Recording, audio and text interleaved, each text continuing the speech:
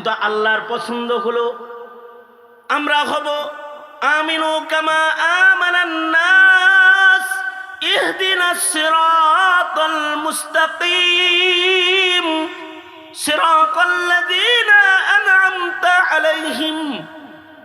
যারা পুরস্কার প্রাপ্ত কাফেলা আল্লাহর কাছ থেকে ঈমানের রঙে, যারা আল্লাহর কাছ থেকে স্বীকৃতি প্রাপ্ত মুমিন, যারা তাদের আমলের মাধ্যমে আল্লাহর পছন্দের ঘোষণা যারা পেয়েছে, রাদিয়াল্লাহু আনহুম ওয়া রাযু আনহু, যারা পুরস্কার প্রাপ্ত, যারা জান্নাতের সুখবর প্রাপ্ত, আল্লাহ পাকের সন্তুষ্টির সনদ প্রাপ্ত, এদের মতো হইতে সূরা ফাতিহার দোয়া ইহদিনাস সিরাতাল মুস্তাকিম সিরাতাল্লাযীনা আন'আমতা আলাইহিম, যারা পুরস্কার প্রাপ্ত তাদের মতো যেন আমরা চলতে পারি। আল্লাহর কাছে মদত চাইতে হয় প্রতি নামাজের রাকাতে রাকাতে। আমরা যেন পূর্বের মুমিনদের আখলাকের হয়ে, আমরা যেন পশ্চিমাদের, কাফেরদের, মুশরিকদের অথবা হিন্দুদের আজব এক ভূত তারাইলাম আমরা, ও হিন্দু বানাইতে চায়, সবাই হিন্দু বানাইতে চায়। হাসিনা বানাইতে চাইছে হিন্দু, হিন্দুত্ববাদ প্রতিষ্ঠা করার জন্য ধর্মের উপরে আক্রমণ করে পূজা মণ্ডপ খুলে দিয়েছে। ধর্ম যার যার উৎসব, সবাই হিন্দু হয়ে যাও। নবীর সিরাত না পড়ায়, গোমাতা পড়ায়, সবাই গরুর পূজা শিখাইছে। মানুষের ভেতরে বহুত্ববাদ প্রতিষ্ঠার জন্য গোটা দেশটাকে মূর্তির দেশ বানাইছে। স্বাধীনতার স্থপতির ব্যানার বিক্রি করে দেশটাকে মন্দির, গোটা বাংলাদেশটাকে মন্দির বানাইবার চেষ্টা করেছে। গোটা বাংলাদেশটা যেন মূর্তির দেশ, মূর্তি দিয়া সাজাইছে। তার মানে সবাইরে মূর্তি পূজক বানাইতে চাইছে কৌশলে। ফুল দিয়া হোক, প্রসাদ না দিলি ফুল দে, মোরে মোরে মূর্তি ফুল দিবি, সব হিন্দু হয়ে যাবি। এই হিন্দুত্ববাদকে তাড়ানোর জন্য এদেশের উলামারা সংগ্রাম করেছে। শাপলা চত্বরে রক্ত দিয়েছে, রাজপথে রক্ত দিয়েছে, আলেমরা 21 জেল খেটেছে। হিন্দুদের কসাই যেন বাংলাদেশের মাটিতে পা রাখতে না পারে, আলেমরা আন্দোলন করেছে, রক্ত দিয়েছে, জেল খেটেছে। মামুনুল হককে জেলখানায় যেতে হয়েছে। এমন দেশের আলেম ওলামাকে জেলখানায় যেতে হয়েছে হিন্দুত্ববাদ ঠেকাইতে গিয়ে। শেষ বেলায় 5 আগস্টের আন্দোলনের নামে এটা এক গণ আন্দোলনের রূপ নিয়েছে। কিন্তু এই আন্দোলনের সূতিকাগার হলো উলামায়ে কেরামের খুন ঝরা আন্দোলন। এটা পরবর্তীতে আওয়ামী লীগ খেদাও আন্দোলনে রূপান্তরিত হয়েছে। হাসিনা হেলিকপ্টারে চলে পালায় চলে গেছে। এই দেশের কোন মূর্তি কোন আলেমের বাঙ্গা লাগে নাই। মামুনুল হকের নামে মামলা হইল যে বঙ্গবন্ধুর মূর্তির এসে বুড়িগঙ্গায় ফেলাইব বলে হুমকি দিচ্ছে। এটা মামলা একটা। কিন্তু এর একটা মূর্তি মামুনুল হক অথবা এদেশের বাবুনগরীর ভক্ত যারা, আহমদ শফি শাইখুল হাদিসের সন্তান যারা, তারা একটা মূর্তির উপরে আঘাত করে নাই। 6 তারিখের সূর্য উদয়ের পরে 7 তারিখের সূর্য উঠার আগে দেখলাম মূর্তি মুক্ত বাংলাদেশ। সারা দেশের সব মূর্তি শুয়ে পড়ছে। আজকের মজলিসের মধ্যমণি আল্লামা মামুনুল হক সাহেব দামাত বারকাতুহু, উনি গুরুত্বপূর্ণ নসিহাত আপনাদেরকে করবেন। ঠিক উনি আসার পূর্ব পর্যন্ত সামান্য কিছু সময় আমাকে কিছু কথা বলবার জন্যে উনি পাঠাইছেন। উনি স্টেজে আসার পূর্ব পর্যন্ত সংক্ষেপে 2-4টা কথা আপনাদের সামনে তুলে ধরার চেষ্টা করছি। আল্লাহ তাআলা কিছু উপকারী কথা আপনাদের কানে পৌঁছাইবার তৌফিক দান করেন। আপনারা দোয়া করুন, বলুন আমিন। দিন যত যাইতেছে আমরা কিয়ামতের কাছাকাছি হইতেছি, আর জমানায়ে নবুয়ত থেকে আমরা দূরে সরতেছি। এক একটা ঘন্টা, এক একটা মিনিট, এক একটা সেকেন্ড যাইতেছে, সামনে যাচ্ছি আমরা ভয়াল সময়ের দিকে, ভয়ঙ্কর জমানার দিকে আগাইতেছি। অর্থাৎ কিয়ামত কাছাকাছি আসতেছে, আর দিন যত গড়াইতেছে জমানায়ে নবুয়ত থেকে আমরা দূরে সরতেছি। এই যে আমাদের দূরত্ব বাড়তেছে, এর দ্বারায় জমিন ও জমিনের মানুষ এবং জমানা সব কম দামি হইতেছে। দেশ ডিজিটাল হইতেছে, কিন্তু দেশের মানুষের মূল্য কমতেছে। আধুনিক স্যাটেলাইট পৃথিবী, কিন্তু পৃথিবীর মূল্য কমে যাইতেছে। কারণ হলো জমানায়ে নবুয়ত থেকে ধীরে ধীরে যত দূরে সরতেছি আমাদের মূল্য তত কমতেছে। আল্লাহর রাসূল সাল্লাল্লাহু আলাইহি ওয়াসাল্লাম বলেন যে সবচেয়ে উত্তম জমানা হলো আমার জমানা, নবীজির জমানা। হবেই তো, জমানায়ে নবুয়তের ভেতরে শ্রেষ্ঠ জমানা আমার নবীর জমানা, মুহাম্মাদুর রাসূলুল্লাহ সাল্লাল্লাহু আলাইহি ওয়াসাল্লামের জমানা হলো সবচেয়ে উত্তম জমানা। কারণ নবীদের যুগ, নবীরা যখন জমিনে ছিল আল্লাহর রহমত বেশি ছিল। আর নবীদের ভেতরে শ্রেষ্ঠ নবী আমার নবী, সাইয়্যিদুল মুরসালিন নবী, বিশ্ব নবী, বিশ্ব মানবতার নবী মুহাম্মাদুর রাসূলুল্লাহ সাল্লাল্লাহু আলাইহি ওয়াসাল্লাম। তিনি শ্রেষ্ঠ, তাই তার যুগটাও শ্রেষ্ঠ।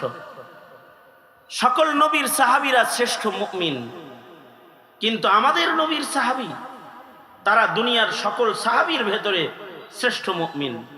অর্থাৎ নবীদের পরেই আমাদের নবীজির সান্নিধ্য যারা গ্রহণ করেছে তারা শ্রেষ্ঠ মানুষ। নবীর পরে সাহাবায়ে কেরামের মূল্য সবচেয়ে বেশি, কারণ সাহাবীরা আমাদের নবীজিকে পেয়েছেন এবং তারা উত্তম যুগের মানুষ হিসেবে, ইমানদার হিসেবে তারা আল্লাহ পাকের কাছে দামি হয়ে গেছেন। কারণ ওই জমানাটা সবচেয়ে ভালো জমানা। আল্লাহর রাসূল বলেন, ক্বালা রাসূলুল্লাহি সাল্লাল্লাহু আলাইহি ওয়াসাল্লাম, খায়রুল কুরুনি করনি সুম্মাল্লাযীনা ইয়ালুনাহুম সুম্মাল্লাযীনা ইয়ালুনাহুম। আল্লাহর রাসূল বলেন সবচেয়ে উত্তম জমানা হলো আমার জমানা, এরপরের জমানা নিম্নমানের, তারপরে আরো নিম্নমানের, তারপরে আরো নিম্নমানের। এইভাবে দিন কিয়ামতের দিকে আগাবে, আর জমানার মূল্য কমবে, আর জমিনের মানুষের মূল্য কমতে থাকবে, মানুষের দাম কমে যেতে থাকবে। সাহাবায়ে কেরামের দাম হলো এমন, তারা মুহাম্মাদুর রাসূলুল্লাহ সাল্লাল্লাহু আলাইহি ওয়াসাল্লামের নবুয়তের সবচেয়ে কাছে, নবী আলাইহিস সালাতু ওয়াস সালামের জমানায়ে নবুয়তের মানুষ তারা। এ কারণে তাদের মূল্য এত যে একজন সাহাবীর মূল্য সারা দুনিয়ার ইমানদার একত্রিত করলেও হবে না।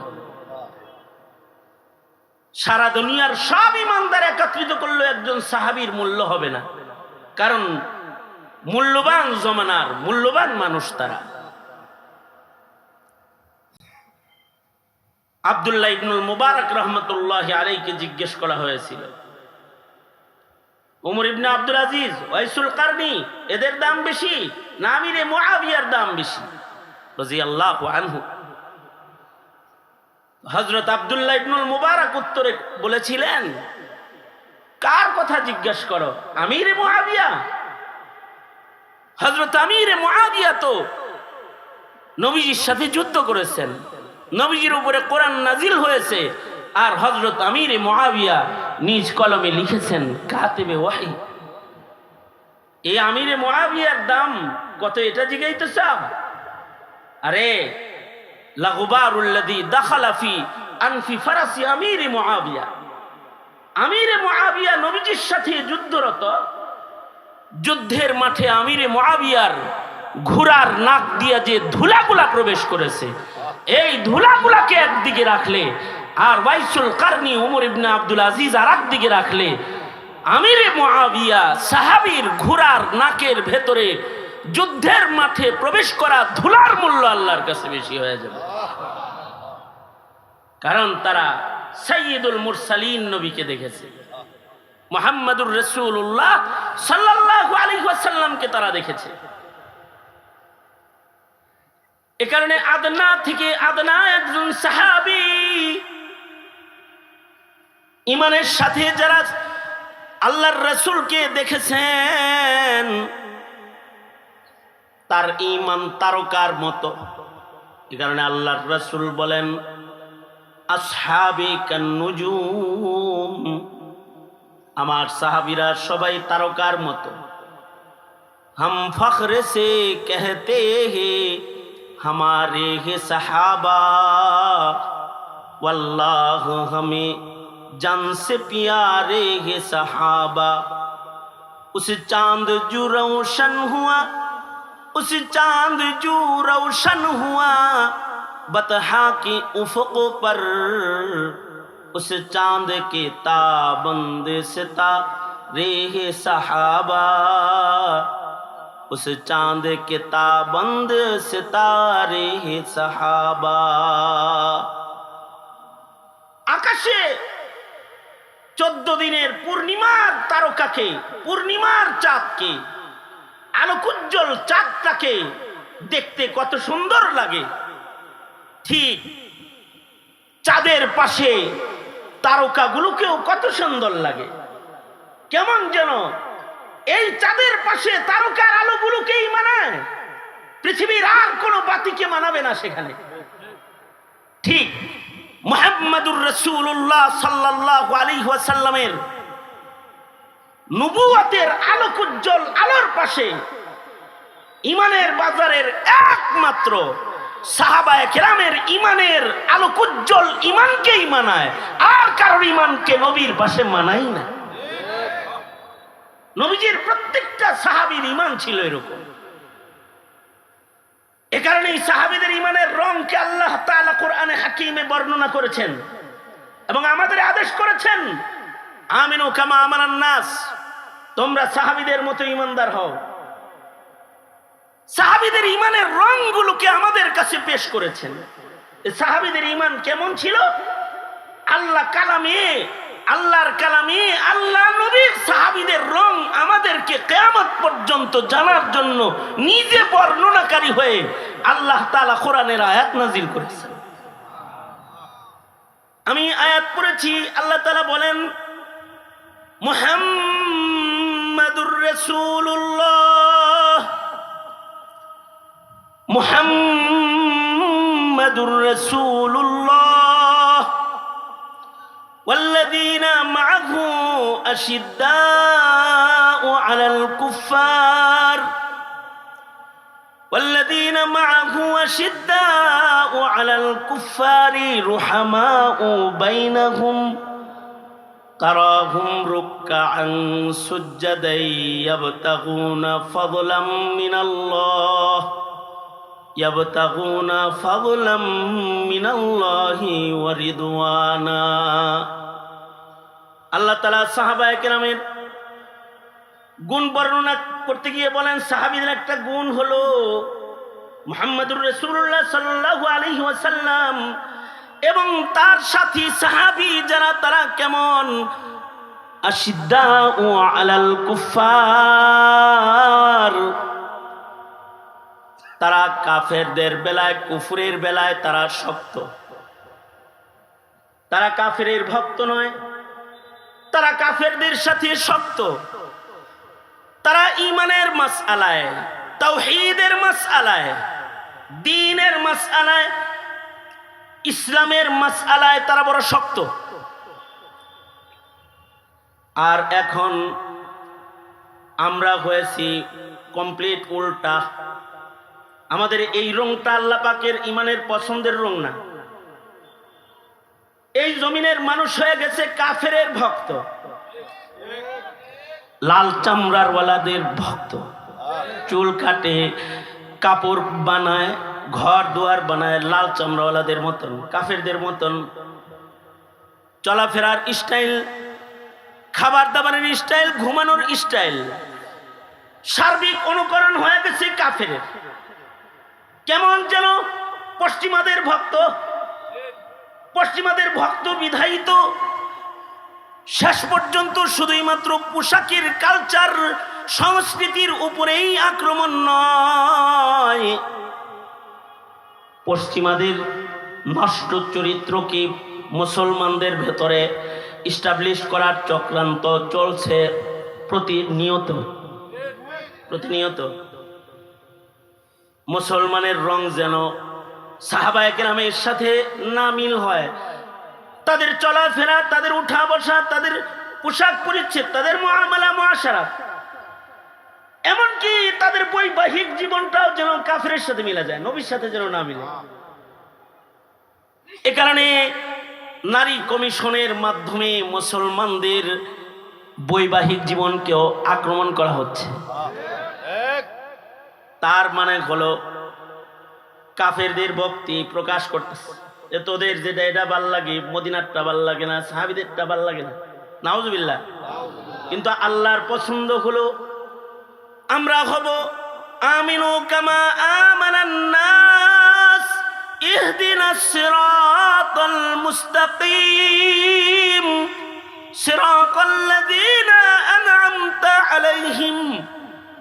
যারা পুরস্কার প্রাপ্ত কাফেলা, আল্লাহর কাছ থেকে ঈমানের রঙে যারা আল্লাহর কাছ থেকে স্বীকৃতি প্রাপ্ত মুমিন, যারা তাদের আমলের মাধ্যমে আল্লাহর পছন্দের ঘোষণা যারা পেয়েছে, রাদিয়াল্লাহু আনহুম ওয়া রাযু আনহু, যারা পুরস্কার প্রাপ্ত, যারা জান্নাতের সুখবর প্রাপ্ত, আল্লাহ পাকের সন্তুষ্টির সনদ প্রাপ্ত, এদের মতো হইতে সূরা ফাতিহার দোয়া ইহদিনাস সিরাতাল মুস্তাকিম সিরাতাল্লাযীনা আন'আমতা আলাইহিম, যারা পুরস্কার প্রাপ্ত তাদের মতো যেন আমরা চলতে পারি। আল্লাহর কাছে মদত চাইতে হয় প্রতি নামাজের রাকাতে রাকাতে।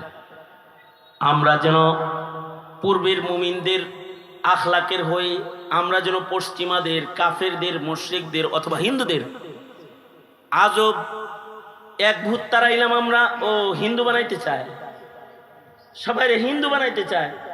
হাসিনা বানাইতে চাইছে হিন্দু, হিন্দুত্ববাদ প্রতিষ্ঠা করার জন্য ধর্মের উপরে আক্রমণ করে পূজা মণ্ডপ খুলে দিয়েছে। ধর্ম যার যার উৎসব, সবাই হিন্দু হয়ে যাও। নবীর সিরাত না পড়ায়, গোমাতা পড়ায়, সবাই গরুর পূজা শিখাইছে। মানুষের ভেতরে বহুত্ববাদ প্রতিষ্ঠার জন্য গোটা দেশটাকে মূর্তির দেশ বানাইছে।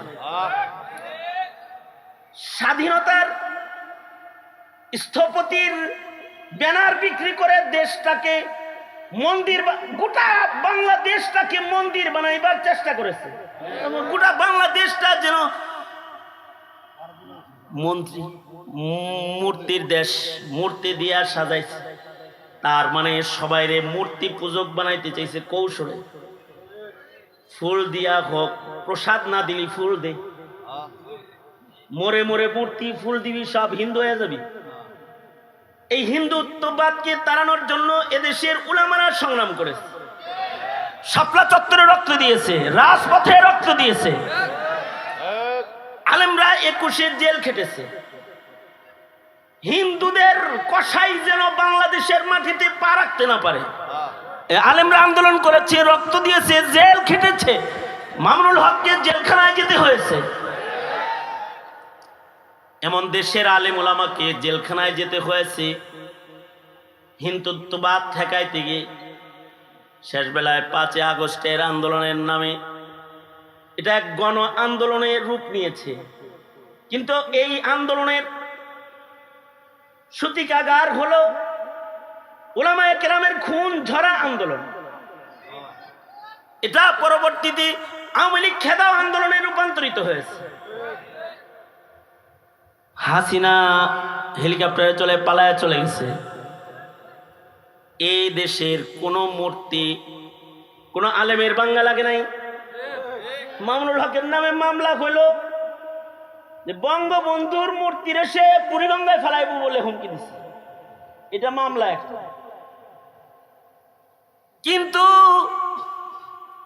এর একটা মূর্তি মামুনুল হক অথবা এদেশের বাবুনগরীর ভক্ত যারা, আহমদ শফি শাইখুল হাদিসের সন্তান যারা, তারা একটা মূর্তির উপরে আঘাত করে নাই। 6 তারিখের সূর্য উদয়ের পরে 7 তারিখের সূর্য উঠার আগে দেখলাম মূর্তি মুক্ত বাংলাদেশ। সারা দেশের সব মূর্তি শুয়ে পড়ছে। এই মূর্তিগুলা কিন্তু কোনো ইমামে ভাঙ্গে নাই, কোনো মুয়াজ্জিন সাহেব ভাঙ্গে নাই, দেশের কোনো মাদ্রাসার একটা তালবে ইলম মূর্তির উপরে আঘাত করে নাই। তবে হ্যাঁ, হিন্দুত্ববাদে ভক্ত যারা, তাদের এদেশের মুসলমানের সন্তানরা দেখায় দিয়েছে আমরা বহুত্ববাদ মূর্তি পূজারী নই, আমরা একত্ববাদ বিশ্বাসী মুসলমানের সন্তান।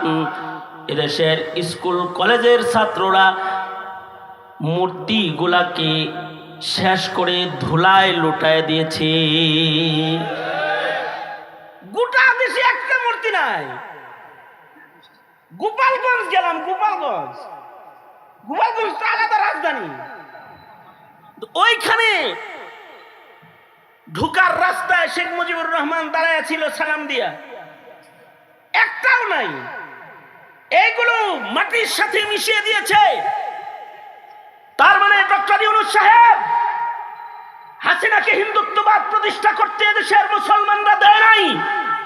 সুতরাং ফালতু কমিশনগুলোর কবর রচনা করে মুসলমানের দেশের আলাদা সংস্কার কমিশন গঠন করেন। পশ্চিমাদের কোনো কিছু এই দেশে স্থাপন করবেন হতে দেওয়া হবে না, ভাগায় দেওয়া হবে, আপনাকে ভাগায় দেওয়া হবে। কারণ এই দেশের মুসলমানরাও ইমানের বেলায় শক্ত, ইমানের মাসআলায় এদেশের মুসলমানরা শক্ত। এটা সাহাবায়ে কেরামের গুণ। মুহাম্মাদুর রাসূলুল্লাহ, মুহাম্মাদুর রাসূলুল্লাহ والذين معه أشداء على الكفار والذين معه أشداء على الكفار। আমাদের নবী আলাইহিস সালাতু ওয়াস সালাম তাওহীদের বেলায়, ইমানের বেলায়, কুফরের বেলায় বড় শক্ত। সাহাবীরাও কুফরের বেলায় বড় শক্ত। আল্লাহর রাসূল সাল্লাল্লাহু আলাইহি সাল্লামের ঘাড়ের উপরে নারী ভুঁড়ি চাপায় দিছে, নবী কিছু বলে নাই। নবীজিকে তায়েফের মাটিতে পাথরে পাথরে রক্তাক্ত করেছে, নবীজি কিছু বলেন নাই। উহুদের ময়দানে নবীজিকে আঘাত করেছে, দান্দান মুবারক শহীদ হয়ে গেছে, তাও কিছু বলেনি। উহুদের ময়দানে যখন সরওয়ারে দু আলম নবীর দান্দান শহীদ হয়ে গেল, নবীজি প্রস্তরের আঘাতে গর্তের ভিতরে পড়ে গেলেন। সাহাবায়ে কেরাম নবীজিকে পাহারা দিতেছে। উহুদের ময়দানের যুদ্ধের একটা অংশে মুসলমানরা মার খেয়েছে। আবু সুফিয়ান তাকাব্বুর আর গুরুরের ভেতরে আসা সন্ধ্যাবেলায় চিৎকার করে ডেকে ডেকে বলতে লাগলো, আফিল কওমি মুহাম্মদ, আফিকুম মুহাম্মদ, এই তোমাদের ভেতরে মুহাম্মদ বাঁচা আসেনি। নবীজি বললেন, আমারে গাইলেতেছে, ডাকতেছে, তোমরা কোনো আওয়াজ দিও না। ব্যক্তিকে গালি দিতেছে, আওয়াজ দেওয়ার দরকার নেই, চুপ থাকো।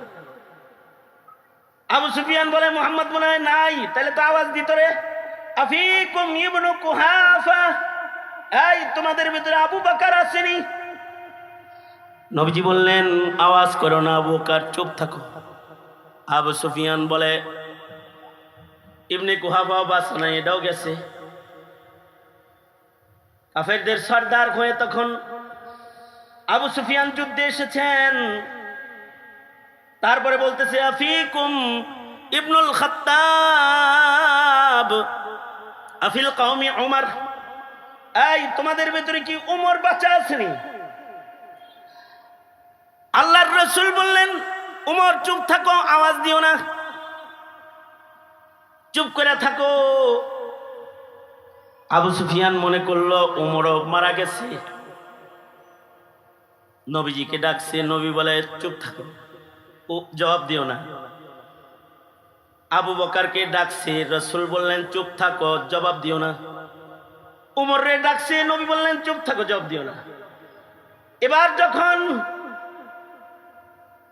চিল্লায় চিল্লায় আবু সুফিয়ান বলা শুরু করলো, নাই রে নাই রে, এগুলো সব মিটে গেছে, সবগুলা মরছে। হযরত উমর তো গরম মেজাজের মানুষ, সাহাবায়ে কেরামের ভিতরে গরম যারা, হযরত উমর গরম। এই কারণে হযরত উমর যে পথে হাঁটে শয়তানও হাঁটে না। সবার মেজাজ এক না। হযরত উমর গরম, সব সাহাবীরা চুপ রয়েছে, কিন্তু হযরত উমর আর চুপ থাকতে পারে না। হযরত উমর ডেকে বললেন, ওই যে বলছে যে নবীও মরছে, সাহাবীও মরছে, হযরত উমরের ভেতরে আঘাত আসছে, আর ঠিক থাকতে পারে নাই নবীজির প্রেমে।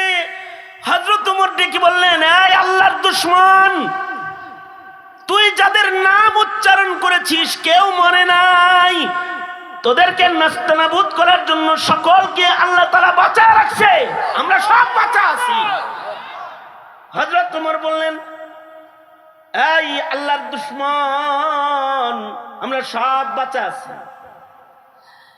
আবু সুফিয়ান এবার হযরত উমরের কথার উত্তর দিতেছে, ও বাঁচা আছো না? বাঁচা থাকলে কি হইব? তোমরা দুর্বল, আমরা সবল। লানাল উজ্জা ওয়ালা উজ্জা লাকুম, লানাল উজ্জা ওয়ালা উজ্জা লাকুম। আমাদের জন্য উজ্জা নামী মূর্তি আছে, বুত আছে, তোমাদের জন্য উজ্জা নামী বুত নাই। আবু সুফিয়ান বলে, বাচ্চা থাকলে কি হইব তোমরা? লানাল উজ্জা ওয়ালা উজ্জা লাকুম, আমাদের জন্য উজ্জা নামী বুত আছে, তোমাদের উজ্জা নামী বুত নাই। এতক্ষণ কিন্তু আল্লাহর রাসূল বলেছেন কথা বলো না, চুপ থাকো। ব্যক্তির উপরে আঘাত করেছে, বলে চুপ থাকো। আবু বকরকে আঘাত করে কথা বলেছে, কিন্তু এবার যখন আবু সুফিয়ান বলে লানাল উজ্জা ওয়ালা উজ্জা লাকুম, অর্থাৎ মূর্তিকে যখন তাওহীদের উপরে তুলে ধরেছে, এবার আল্লাহর রাসূল বলে, উমর এতক্ষণ চুপ ছিলা, এখন আর চুপ থাকার সময় নাই, জবাব দাও। উমর বলে, কেমনে জবাব দিব? আল্লাহর রাসূল জবাব নিজে শিখায়া দিয়া বলে, বলো লানাল মাওলা ওয়ালা মাওলা লাকুম। এই আল্লাহর দুশমন, আমাদের জন্য আল্লাহ আছে, তোদের জন্য আল্লাহ নাই। আমাদের জন্য মাওলা আছে, তোদের মাওলা নাই। তার মানে ব্যক্তির উপরে আঘাত করলে পরে রাসূল কিছু বলে না, কিন্তু তাওহীদের উপরে আঘাত করলে রাসূল তখন ছাড়ে না, সাহাবী তখন ক্ষত বিক্ষত দেহেও ছাড়ে না। ঠিক ওরকম দেশের মুসলমানরা আমাদের টাকা পয়সা চুরি করে বিদেশ নিয়ে জমা করছে, আমরা কিছু বলিনি। রিজার্ভ ফান্ড খালি করে লয়ে গেছে, তাও কিছু বলি নাই। দেশের বিভিন্ন জায়গায় আমাদেরকে ক্ষতিগ্রস্ত করেছে, জনতার হক নষ্ট করেছে, আমরা কিছু বলি নাই। অথবা আমাকে কাঠমোল্লা কইছে, তাও কিছু বলি নাই। আমাদেরকে মধ্যযুগী বলে গালি দিছে, তাও কিছু বলি নাই। আমাদের আলোচনা বন্ধ করতে চেয়েছে, তাও কিছু বলি নাই। আমাদের ব্যক্তির উপরে আক্রমণ করেছে, তাও কিছু বলি নাই। ওরা গালাগালি করছে, হুজুররা বুখারী শরীফ পড়াইছে, অথবা মসজিদে নামাজ পড়াইছে, মিম্বরে খুতবা দিয়েছে, কিন্তু এই শয়তানের দলেরা যখন ইসলাম নিয়ে টানাটানি শুরু করছে, তখন নবীর সুন্নত হয়ে গেছে, এখন আর চুপ থাকার সুযোগ নাই। যেই ঠান্ডা মৌলবী নামাজ পড়াইতো, সেই ঠান্ডা মৌলবি গরম হয়ে শাপলা চত্বরে যে কোমরে গামছা বাঁধে দাঁড়াইছে, অথবা রাজপথে দাঁড়ায় গেছে, অথবা সে জনতার মঞ্চে গিয়ে দাঁড়ায় গেছে, গুলি করো, আমাকে মারো, দিন মারতে দিব না, আমার রক্ত নিতে পারবা, দিনের ঝান্ডা ভুলুণ্ঠিত করতে দেব না। কারণ এটার নাম ঈমান। এই ঈমানের দস্তরখানে বুক টান করে দাঁড়ায় যেতে কিচ্ছু লাগে না, না অস্ত্র লাগে, না তরবারি লাগে, তখন শুধু লাগে ঈমান, লাগে আল্লাহ। তখন মুমিনের হৃদয়ে থাকে লানাল মাওলা ওয়ালা মাওলা লাকুম। যারা অস্ত্রের রাজনীতি করে, যারা ক্ষমতার রাজনীতি করে, যারা সমর্থনের রাজনীতি করে এই দেশে, তারা মনে করে দেশের দাড়িওয়ালা, টুপিওয়ালা, পাঞ্জাবিওয়ালা এদের কাছে কি আছে? তসবিহ আর মিসওয়াক ছাড়া কিছু নাই। আমাদের জন্য ভারত আছে, আমাদের জন্য আমেরিকা আছে। তাদেরকে বলছি, তোমাদের ভারত থাকতে পারে, তোমাদের আমেরিকা, তোমাদের রাশিয়া, তোমাদের চীন থাকতে পারে, কিন্তু লানাল মাওলা ওয়ালা মাওলা লাকুম, মুমিনের সাথে আল্লাহ আছে। এই মুমিনের কাফেলার সাথে কেউ যদি লাগতে আসে, এই মুমিনের কাফেলাকে কেউ যদি আঘাত করে, এই মুমিনের কাফেলাকে কেউ যদি নির্যাতন করে, ইতিহাসের পাতায় সে যত বড় শাসক হোক, সে টিকতে পারে নাই, টিকতে পারে নাই, টিকতে পারে নাই। এই উলামায়ে দ্বীনদের কাফেলা যারা আছে, এদের হাতে অস্ত্র নাই, এদের সাথে ভারতের সমর্থন, আমেরিকার সমর্থন এগুলো নাই, কারণ এগুলো তাদের দরকার নাই। তাদের সাথে আছে কে? জোরে আওয়াজ করে বলেন, আরো জোরে আওয়াজ করে বলেন, জোরে আওয়াজ করে বলেন, কে আছে? তাদের সাথে আছে আল্লাহ। কারণ মুমিনের সাথে আছেন আল্লাহ। মুমিনের যদি খালি ঈমানটা থাকে, বিজয়ের মালা মহান আল্লাহ পরাইবেন। আল্লাহর ওয়াদা, ওয়ালা তাহিনু ওয়ালা তাহিনু ওয়ালা তাহজানু ওয়া আনতুমুল আ'লাউনা ইন কুনতুম মুমিনিন। আল্লাহ বলেন, তোমাদের যদি ঈমান থাকে, ঈমান নিয়ে যদি তোমরা সামনে বাড়ো, তোমাদের আর কিছুই লাগবে না, বিজয়ের মালা তোমাদের গলায় পড়ায়া দেব আমি আল্লাহ। সুতরাং দ্বিতীয় বৃহত্তর মুসলিম দেশের বাংলাদেশের মুসলমানের ঈমানি কাফেলা আমন্ত্রণ জানাই, বারবার উলামায়ে কেরাম আমন্ত্রণ জানায় শাহাদাতের দস্তরখানে, অথবা মুখে নারে তাকবীরের আওয়াজ আর বুক ভরা ঈমানি জজবা আর সত্যিওয়ালা কাফেলার মিছিলে তোমাকে শামিল হতে আহ্বান করে। কারণ এই কাফেলাই সেই কাফেলা, যেই কাফেলার নেতৃত্বে হিন্দুস্তানে আবার কালিমার পতাকা উড়বে, গাজওয়াতুল হিন্দে মুসলমানদের বিজয় আসবে। এটাই সেই কাফেলা, যেই কাফেলা যুক্ত হবে ইমাম মাহদীর সাথে। এটাই সেই কাফেলা, তাদের কাছে অস্ত্র নাই, কিন্তু তাদের আছে ঈমান। এরাই দুনিয়ার সকল কুফরের মূলোৎপাটন করে ঈমানের রাজ কায়েম করে কালিমার পতাকাকে পৃথিবীর মাটিতে আবার স্থাপন করবে। সুতরাং এই আযান যারা দেয়, এই আলায়ে কালিমাতুল্লাহর আযান যারা দুনিয়ার মাটিতে দেয়, বিশেষভাবে বাংলার মাটিতে যারা তাওহীদের আযান দেয়, যারা দ্বীন কায়েম, খেলাফত আলা মিনহাজিন নবুওয়া কায়েমের আযান যারা দেয়, সেই আযানের এক বিপ্লবী মুয়াজ্জিনের নাম হলো শাইখুল হাদিস আল্লামা মামুনুল হক দামাত বারকাতুহুম। এক মুয়াজ্জিন, যে মুয়াজ্জিন আজকে আযান দিতে মানিকগঞ্জের মাটিতে উপস্থিত হয়েছেন। আমরা হযরতের আগমনকে সুস্বাগত জানাই এবং আমরা হযরতকে বলে দিতে চাই, আলায়ে কালিমাতুল্লাহর আযান দিতে আপনি সামনে বাড়ুন। তাওহীদি জনতা আপনার সাথে রয়েছে। আমরাও আশিদ্দাউ আলাল কুফার, আমরাও কাফের, মুশরিক, শিরিক, মুশরিকদের বেলায় আমরা শক্ত। আমরা ঈমানের রাজ কায়েম করে এই জমিনে কালিমার পতাকা উঁচু করতে আমরা সদা সোচ্চার। ঠিক কিনা যারা আওয়াজ করে বলেন, আমরা তৈরি আছি না ইনশাআল্লাহ। আল্লাহ তাআলা আমাদেরকেও এই যে সুন্নাহ যেটা, এই মিয়া এদিকে তো কেন মুয়াজ আসছে, তেলাওয়াত শুনবেন না? নেতাজি আসতেছে, নেতা এলো ওই দিক থেকেই তাকবীর শুরু হইল।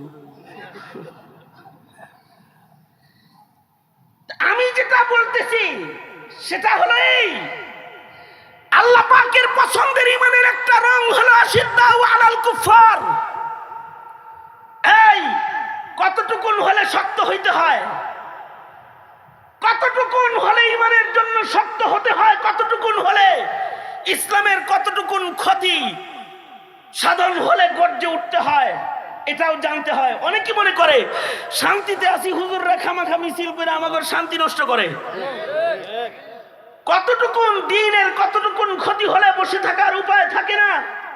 তাহলে শোনো, সাহিবুন নালাইন সাহিবুস সিওয়াক সাহাবী হযরত আব্দুল্লাহ ইবনে মাসউদ রাদিয়াল্লাহু আনহু, তিনি মসজিদে নববীতে প্রবেশ করেছেন। আর মসজিদে নববীতে একদল ইশরাকের নামাজ জামাতের সাথে পড়তেছে। ইশরাকের নামাজ তো জামাতের সাথে রাসূল পড়তে বলেছে প্রতিদিন সবাইকে। কি কথা কন না কে? ইশরাকের নামাজ জামাতে পড়তে বলেছে না? কিছু কিছু নামাজের সম্পর্ক জামাতের সাথে আছে, যেমন জুমার নামাজের সম্পর্ক জামাতের সাথে, ঈদের নামাজের সম্পর্ক জামাতের সাথে, জানাজার সম্পর্ক জামাতের সাথে। একা একা জানাজা পড়ানো যায় না। জামাতের সাথে কিছু জিনিসের সম্পর্ক আছে, তার ভিতরে জামাতের ফরজ নামাজগুলোর সম্পর্ক জামাতের সাথে আছে। কিন্তু কিছু কিছু নামাজ আল্লাহর রাসূল একা পড়তে বলেছেন, এটাই সুন্নাত, এটাই নবীর তরিকা। অর্থাৎ তাহিয়াতুল ওযু নামাজ যদি পড়ে কেউ, 5 জনে একসাথে ওযু করছে দেখে একসাথে জামাত করব, 5 জনের তাহিয়াতুল ওযু 2 রাকাত। কিছু নামাজ আছে একা একা পড়াই সুন্নাত। তার ভেতরে একটা নামাজ হলো সালাতুল ইশরাক, সূর্য উদয়ের পরে যে নামাজ পড়তে হয়। মসজিদে নববীতে একদল সূর্য উদয়ের পরে ইশরাকের নামাজের জামাত শুরু করেছে। পাশেই আছেন আব্দুল্লাহ ইবনে মাসউদ রাদিয়াল্লাহু আনহু। তিনি তাদের গিয়ে বললেন, কিরে কিসের আকামত দিতেছস? ফজরের কাজা পড়তেছস নাকি রে? তোরা ফজরে পড়ছ নাই জামাতে? কয় না, ফজর জামাতে পড়েছি, এবার ইশরাক পড়তাছি জামাতে। আব্দুল্লাহ ইবনে মাসউদ বললেন, ওই যেই জামা রাসূলের যুগে গাই দিছি, এখনো সেই জামাই গাই দিয়ে হাঁটা চলা করি। লাম তুখলা, আমার নবীর যুগের জামাটা এখনো পুরাতন হয়ে ছিঁড়ে আমার গায়ের থেকে খসে যায় নাই। যেই যুগে রাসূলের যুগে যেই বর্তনে আমি খানা খেয়েছি, আজও ক্ষুধা লাগলে পরে নবীর যুগে যেই প্লেটটায় খানা খাইছি, আজও সেই মাটির পেয়ালা সামনে নিয়ে আমি ওই পেয়ালায় আজও খানা খাই। লাম তুকসার, এখনো পর্যন্ত রাসূলের যুগের খাবারের প্লেট আমার ভাঙে নাই, আর তোরা শরীয়ত ভাঙতে আইছস। ইশরাকের নামাজ ফজিলতপূর্ণ বটে, এইটা জামাতের সাথে পড়তে আইছস, বিদআত চালু করতে আসছস। এই যে আমি আব্দুল্লাহ ইবনে মাসউদ পাথর হাতে নিয়েছি, যা সিধা বের হয়ে যা। ফারদার কখনো রাসূলের মদিনায় খেলাফে সুন্নত কোন কাজ করতে আসবি তো আমি ইবনে মাসউদ তোদেরকে পাথর মেরে মদিনা থেকে চিরতরে বের করে দেব। তার মানে হলো একটা সুন্নতের রংকে বদলাইতে গিয়েছে, তার জন্য আব্দুল্লাহ ইবনে মাসউদ পাথর হাতে নিয়েছে।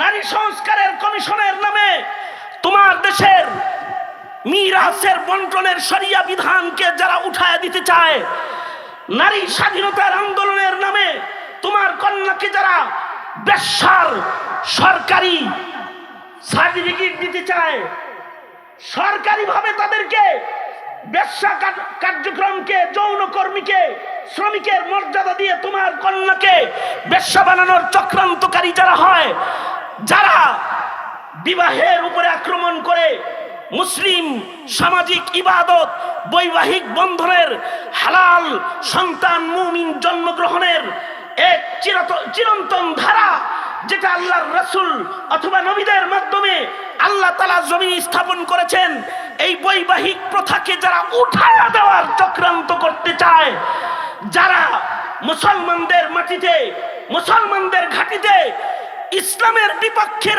আইন করে করে, কোরআনে কারিমের খেলাফ আইন করে মুসলিম দেশের মুসলমানিত্বকে কবর যারা রচনা করতে চায়, তোমরা কি মনে করেছো এখনো কি কারো ঘরে বসে থাকার সুযোগ রয়েছে?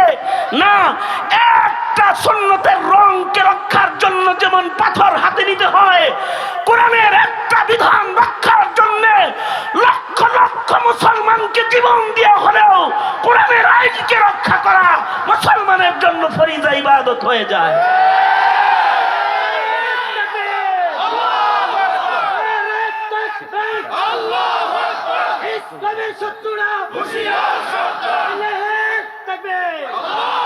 কারণ হলো এটাই ইসলাম, এটাই দিন, এটাই ঈমান, এটাই আল্লাহর পছন্দের রং। আশিদ্দাহু আলাল কুফার, কাফেরের বেলায়, কুফরের বেলায়, অনৈতিক কার্যকলাপের বেলায়, ইসলামের মুখালাফাতকারী অপশক্তির মোকাবেলায় মুসলমানকে শক্তই হতে হয়। এ কারণেই মামুনুল হক শক্ত হয়ে গর্জন দিয়ে সাহাবীদের আদর্শ নিয়ে দাঁড়ায় যায়। এ কারণেই এদেশের উলামায়ে কেরাম বুকটান করে বাতিলের মোকাবেলায় রাজপথে দাঁড়ায় যায়।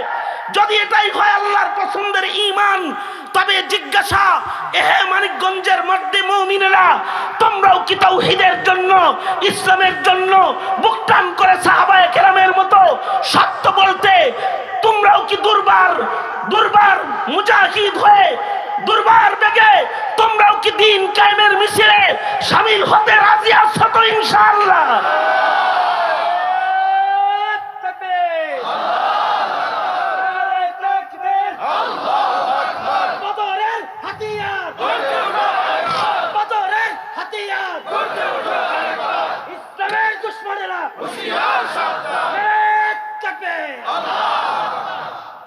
এটা সাহাবায়ে কেরামের ঈমানের রং। বাস এই একটি রঙের উপরেই আমি কথা বললাম। কথা বলে যেটা বুঝাইতে চাই, নৌকার ধানের শীষার লাঙ্গলের রাজনীতির খেলা না এটা। এখন এসেছে মুসলমানের মাটিতে ঈমানের আর মুসলমানের কালিমার পতাকা উঠানোর খেলা। সুতরাং এই খেলায় শামিল হতে প্রস্তুত আছো তো তোমরা সকলে? কারা কারা রাজি আছো, প্রস্তুত আছো তো ইনশাআল্লাহ? আল্লাহ তাআলা